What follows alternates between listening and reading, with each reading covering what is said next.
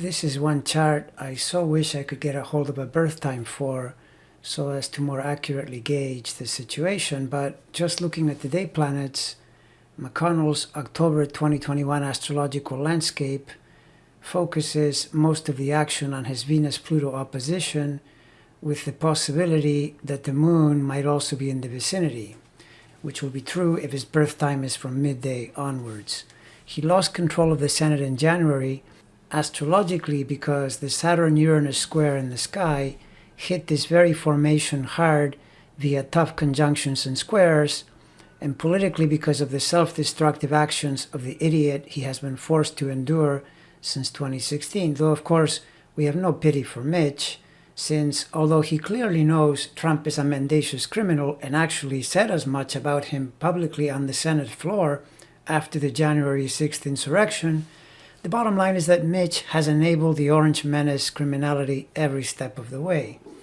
Rattled by the fact he might have been seriously hurt or worse when the MAGA mob, egged on by the head gangster, invaded the Capitol, McConnell said that Trump would have to face all of his crimes now that he was no longer president, which of course infuriated the Mar-a-Lago cockroach, for whom no crime is too small and no action too shameful. But sadly for Mitch, his compliance during the 4 years of Trump's presidency has led to a large Republican voting base that is as delusional and mean-spirited as the reprehensible imbecile they follow, and to put it bluntly, now they're stuck with it.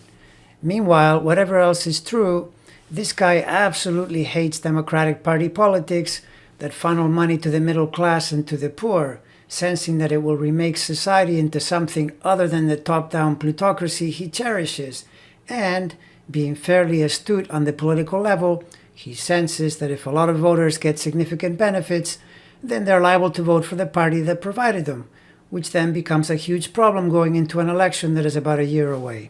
Jupiter's October station in Aquarius squares his late Taurus planets, especially Saturn and Mars, and this is a perfect reflection of his resistance via these Taurus, money, resources planets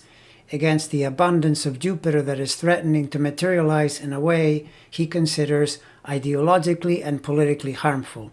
Of course, we need to remember that back when Jupiter was in Scorpio, he was perfectly happy to implement a tax cut plan that mostly benefited the upper class, but at a great cost to the US balance sheet.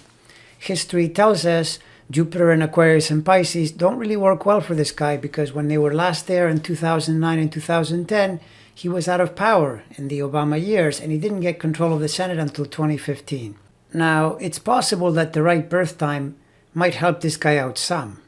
but looking at his day of birth planet positions, the October 2021 patterns cannot really be considered helpful toward his desired outcomes. For one thing, Saturn is roaming around the degrees when it dealt him a cruel blow in January,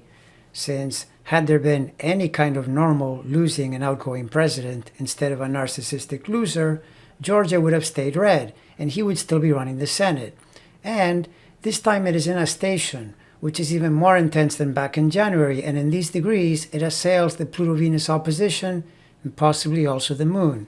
Meanwhile, Uranus, just like in January, is also no help, since it is squaring the Mercury part of that T-square. And as I already said earlier, the Jupiter square is reflective of the problem, but unhelpful toward a good outcome. And I don't think the harmonious aspects that Neptune and Pluto are making can save him from October results that will have him thinking that winning back the Senate in November of 2022 is going to be very difficult.